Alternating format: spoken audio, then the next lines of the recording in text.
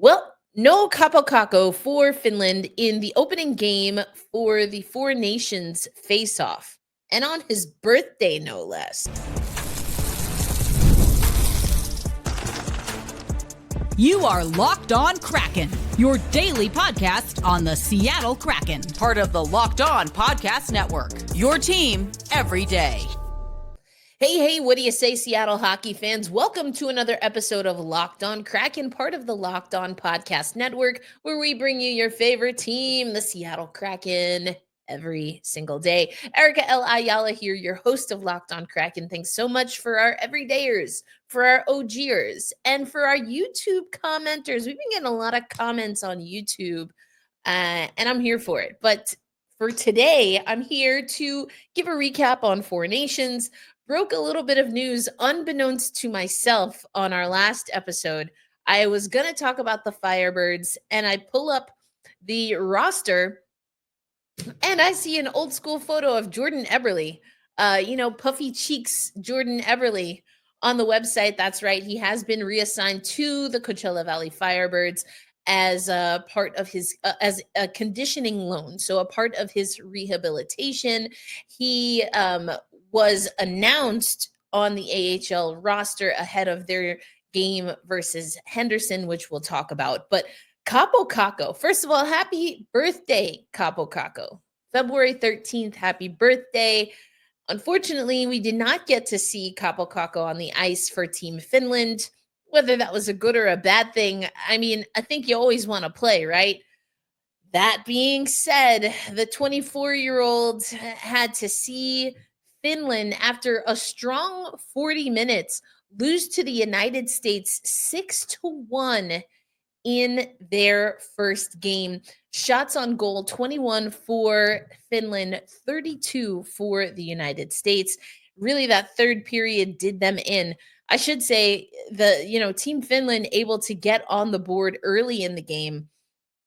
They get the first goal at the 7:31 mark, and then Brady Tkachuk gets a goal at the 10:21 mark. Matt Boldy's goal late in the second frame was the momentum shift. We also saw that Finland just got a little undisciplined. They end up getting a penalty in the waning minutes, the waning seconds of the second frame that set up a third period power play goal or power play for Team USA. They do convert. Matthew Tkachuk gets a power play goal at the 15-second mark. Jake Guentzel gets another goal for the United States at the 26-second mark. Guentzel also got a secondary assist on the Tkachuk goal.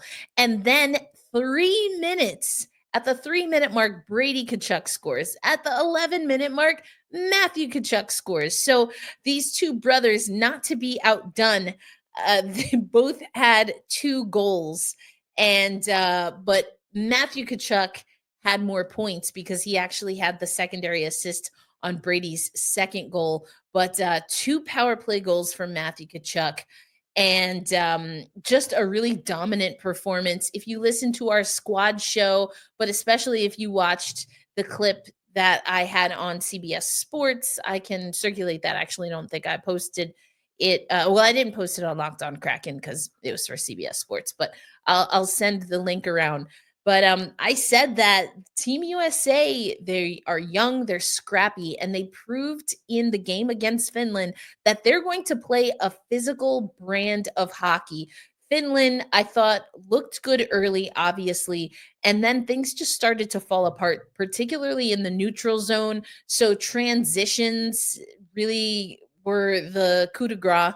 That's how the United States was able to dominate the third period. And, after the game, the Finland side, they were asked about goaltending. UC Saros from the Nashville Predators started the game, did pretty well early on. And then again, just the United States fast, some bully ball. I always say bully ball, even though I know they're playing hockey, but they got physical in the hockey game. And they went from not being able to convert on 2 power play opportunities early in the game to getting some power plays later in the game. So things just started to click. If you look at the stats here, the power play 2 for 4 for Team USA, 0 for 2 for Team Finland. Face-off percentage 58.5% for the United States, 41.5% for Team Finland. 23 giveaways for Team Finland. So that's not a great stat. 32 hits for the United States. So this just was a game where Finland, they didn't quite have it. Finland didn't quite have it. UC Saros, his save percentage 813. He made 26 saves on 32 shots faced. It was Hellebuck in net for the United States, just making it look super simple. We know a thing or two about playing against Connor Hellebuck, and 20 saves on 21 shots faced, 952 save percentage. So stick taps to the United States, who looked pretty good. They're going to play a physical brand of hockey. And I know that I had been questioning, is this going to be a USA roster that maybe we see in the international game? The international game is a little bit different, but I also think international, really any sport, tends to be a little bit more physical, or physical in a different way. This USA team, yeah, they might be all right. I think it's going to be interesting to see, though, when the ice sheet's a little bit wider, in particular, how USA players will adapt. But really good outing. It was a bummer not to see Capo Caco on his birthday.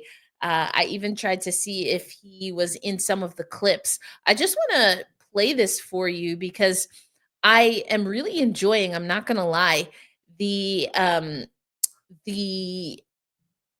footage that we're getting. If you're watching on YouTube, this is just some B-roll footage of the Team Finland locker room. They played at Bell Center, so you can see here, Team Finland. You're not going to see Capo Caco's jersey. He did not dress for this game.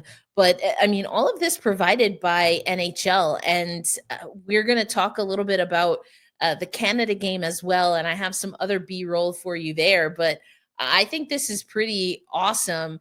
And I might have to take a look at all of these locker room setups, because the masks for Team Finland, the goalie masks, are freaking awesome. I mean, come on. Look at that. Look at that mask. That is sick. I always like the goalie designs, seeing how they incorporate different things. We know Joy Decor does a really great job. You can see the crest there of Finland. And I mean, just super sharp, but I'm loving this B-roll here. So we'll play into that. It's funny. I'm seeing, Team Finland, and I'm seeing some of these numbers, and I just think of some of the women's hockey players that I know, like Susanna Tapani, I know wears 70 something. It might be 77. Patrick Laine, there you go. The jerseys are pretty sweet. They are not traditional, what these federations would wear in an IIHF tournament. This is very much, NHL branded. I did not watch the Canada game in real time. I watched it on replay, but I did watch ESPN, the Finland USA game. And I thought it was interesting that you see that they're promoting Milano Cortina. And I wondered also how much we would see of the integration of international hockey. So the NHL definitely leaning into international hockey in a way I didn't quite expect, but am pleasantly surprised to see. As someone who's planning to be at the Olympics, it's pretty boss that there's this integration. I know a lot of people saying that, I mean, people have very mixed views about shootouts. I personally prefer shootouts, I prefer shootouts to overtime, just endless overtime. People a little put out that the first game, oh my gosh, look at this mask. Look at that mask. That's freaking, is that a Yeti? Is that a Yeti? That's freaking awesome. I'm sorry, I got distracted. Anyway, so again, I have this B-roll footage. I want to be able to use the B-roll footage. So NHL has given us access to this as media members. So very grateful, including I got some really sick angles of the Mitch Marner goal, and we'll get into that a little bit later on the show. But coming up, again, I mentioned Baby Eberle, his headshot for the Coachella Valley Firebirds, officially up on the website. But unfortunately, I mentioned that the Firebirds, at least on paper, should have been able to take care of the Henderson Silver Knights. They did not. They fall to Henderson. And I'll tell you a little bit about what that game looked like coming up on today's episode of Locked On Kraken. This episode of Locked On Kraken once again brought to you by our friends at FanDuel. When the game tips off, the NBA action is just getting started. And there's no better place to get in on that than FanDuel, America's #1 sportsbook. With FanDuel, you can place live bets throughout the game. So even if you miss the opening tip-off or want to bet on a fourth quarter comeback, you can stay in the action. And if you're looking for a bigger payout, you can even combine your live bets into the same game parlay. Right now, new FanDuel customers can get $150 in bonus bets if your first $5 bet wins. Just visit FanDuel.com to join today. That's FanDuel.com for your shot at $150 in bonus bets. Make every moment more with FanDuel, the official sports betting partner of the National Basketball Association. Thanks as always for making Locked On Kraken a part of your daily destination. Erica L. Ayala here. So it was a bummer that Capo Caco was scratched. I believe the 32 Bar and Grill was hosting a watch party.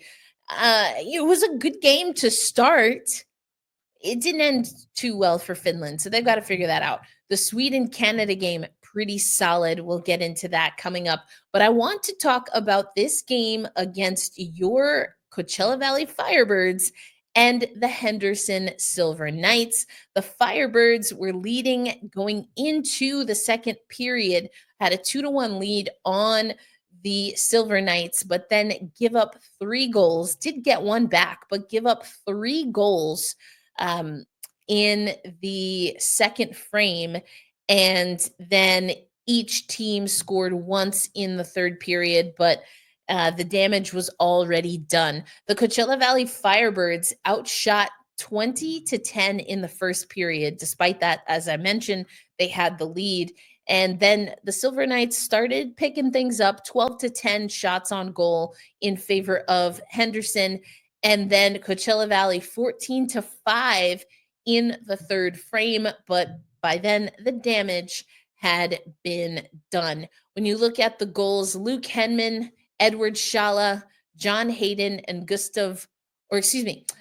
Henman, Ian McKinnon, Ty Nelson, and Yanni Neiman. It was Henman, Shala, Hayden, and Olofsson with assists, as well as Daniel Sprong. Daniel Sprong had an assist in that game. We saw Coco in net, 32 saves on 37 shots faced, and Akira Schmid with 30 saves on 34 shots faced for the Henderson Silver Knights. So you don't love it when your team loses to a team that they should be able to beat. And why do I say that? Because as I mentioned on the episode the other day, at the time that we recorded, the Coachella Valley Firebirds were in third in the Pacific Division. Now they're in fourth. You've got the Wranglers, the Eagles, Colorado Eagles, the Ontario Reign popped into that spot, and now the Coachella Valley Firebirds. The Henderson Silver Knights just above the last place team in the San Diego Gulls. So they don't have a winning percentage, 18-27 on the season. Your Coachella Valley's 25-16, wins and losses. So some work for the Coachella Valley Firebirds to do. We did not see Jordan Eberle in this game. He was not listed on the roster. even though he was officially announced just ahead of the game against Henderson. So we do know that he is doing his rehab essentially with the Coachella Valley Firebirds.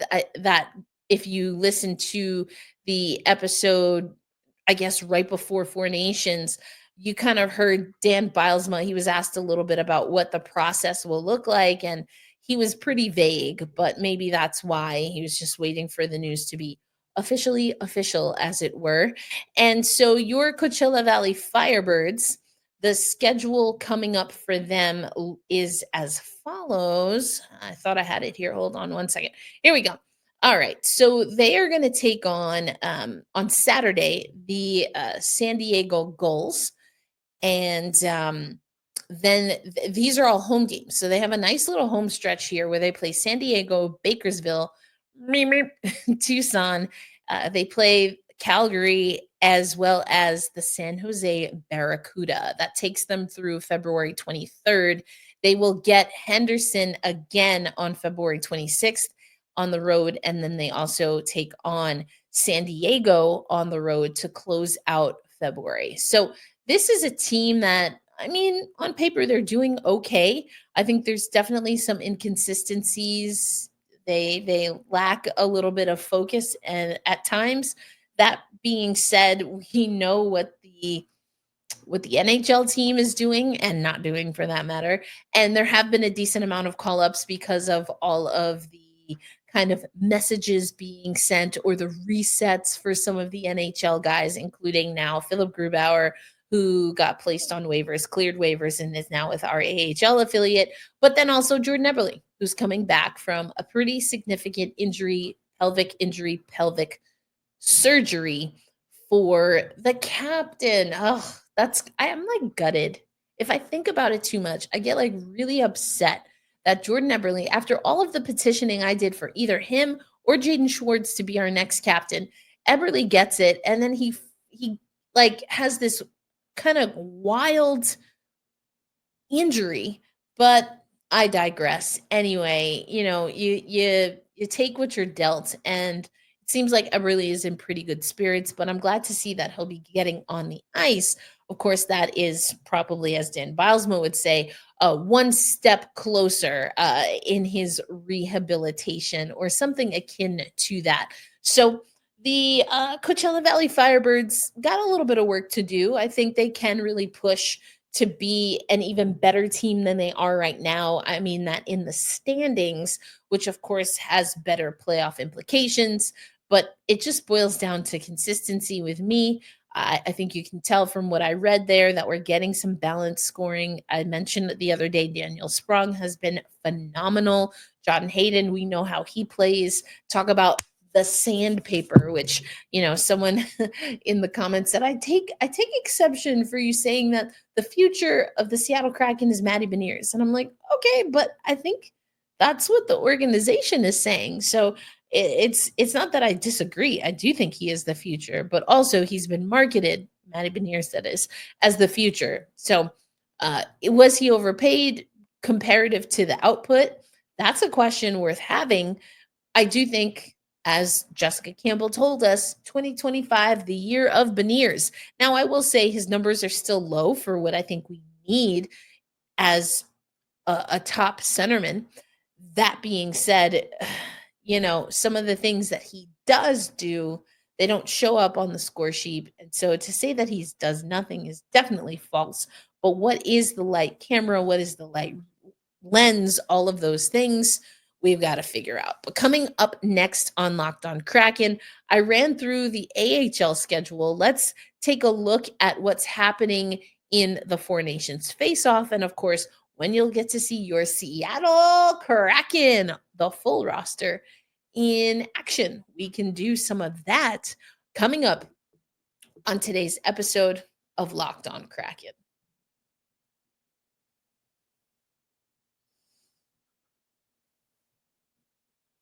All right, Seattle hockey fans.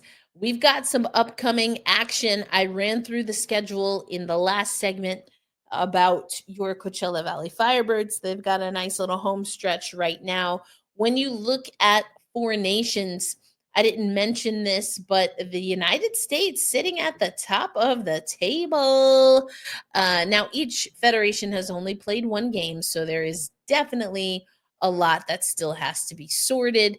But I think you got to feel good if you are the United States and you come out of your first game with, being at the top of the table. Canada also up there. So the two North American teams, as we expected. I also think Finland, they didn't have a complete game, but they showed brushes of brilliance, as I like to say. But then you have Team Sweden, who came down to the wire. Just a really great goal by Mitch Marner. And speaking of the goal by Mitch Marner, this is why I think that the videos that they're giving us are so cool. Let's take this Marner goal.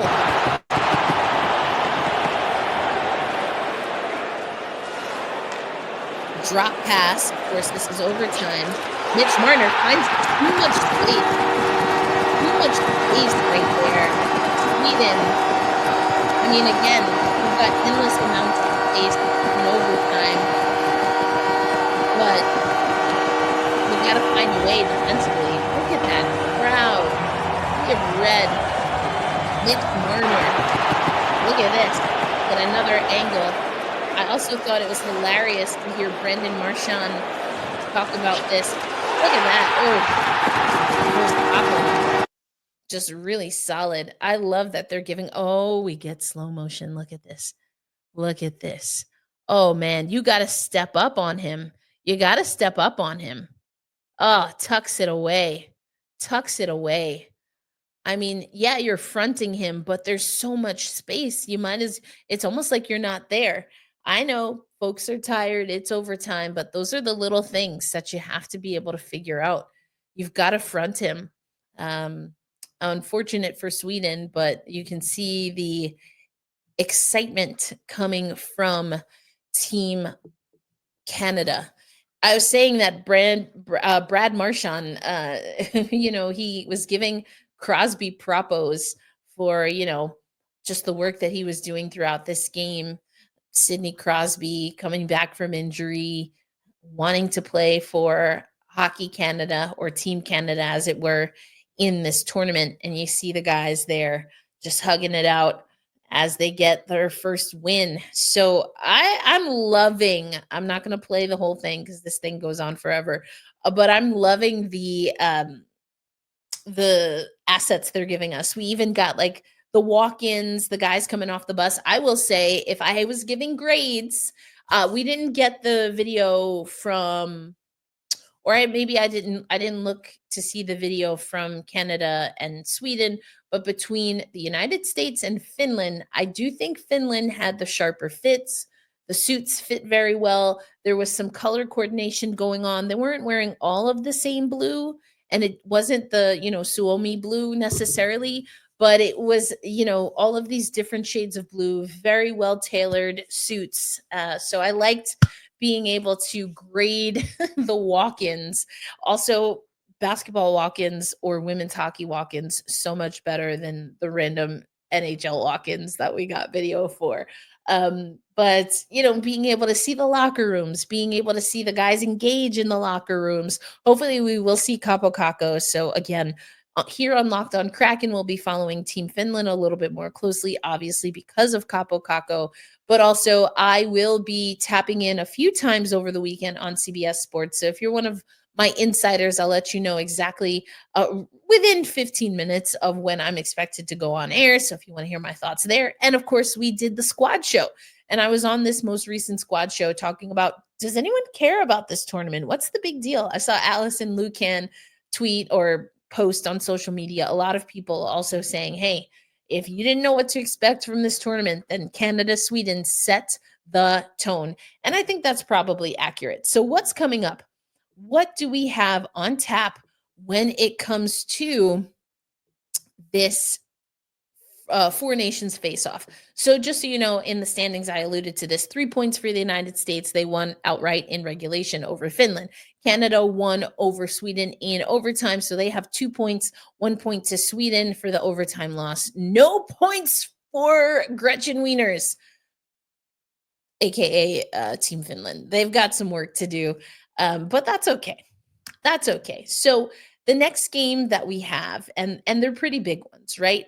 We've got on Saturday, Finland versus Sweden and USA versus Canada. Finland, Sweden on ABC and ESPN Plus, 1 p.m. Eastern Standard Time. So what is that? 10 a.m. Pacific time. And then Saturday, we also have USA Canada. That's going to be a big one. That's going to be a big one. USA Canada, 8 p.m. Eastern Standard Time on ABC and the ESPN network or ESPN Plus. So I will definitely be tapping in on CBS Sports. I also plan to do an episode after the Locked on Kraken. That is episode after the Finland game on Saturday. I'm traveling on Saturday, so hopefully I will arrive safely and with no issues. But I have a baby shower this weekend for a good friend of mine, so I'll be on the road. I was almost gonna say, oh, I should bring the Uma hat, but I don't think I'm gonna do that. First of all, it is a little clunky to carry, but also we're gonna save that for the Seattle Kraken. But we will have some AHL action, so we'll keep eyes on Eberle, of course, Philip Grubauer, and the rest of the Coachella Valley Firebirds. So that's what's on tap. That's what the weekend is going to bring us. Again, our Locked On Insiders, our Locked On Kraken Insiders. I will let you know exactly the times that I will be on CBS Sports if you want to check out me talking about the tournament, in addition to what I will have over the weekend. But you know the drill. Be kind to yourself. Be kind to others. Happy birthday, Capo Caco. And, I'm not going to say the last part. You know how it goes. But I guess just enjoy Four Nations. And if you like women's hockey, then make sure you tune into the Women's Hockey Report. It posts on the Locked On NHL channel every Saturday morning. So Rachel Donner and I are going to talk about the rivalry series. Canada wins the rivalry series. We've got some updates on Sarah Nurse, but also some updates on Natalie Spooner. And we'll go over the full PWHL docket. That's on Saturdays on the Women's Hockey Report. All right. So either way, I've got you covered. I think that's basically what I just said. I've got you covered over the weekend from the hockey perspective. Also, check out Black Rosie Media. We have the Gold Medal Dispatch, and that's now coming out every week. And it is an overview of the Olympics, not just ice hockey, but I definitely write about some ice hockey stuff there. So check that out. All right, everyone. Enjoy all of the hockey. There's so much hockey. It's super, super exciting. I also have a lot of NCAA women's basketball. It's just a great time. Like pre-March Madness is fantastic. I'm having a good time. Hope you're having a good time. Stay safe, stay warm. It's so freaking cold here in Tulsa right now. Stay safe, stay warm, and I'll catch you on the next episode. Peace out, everybody.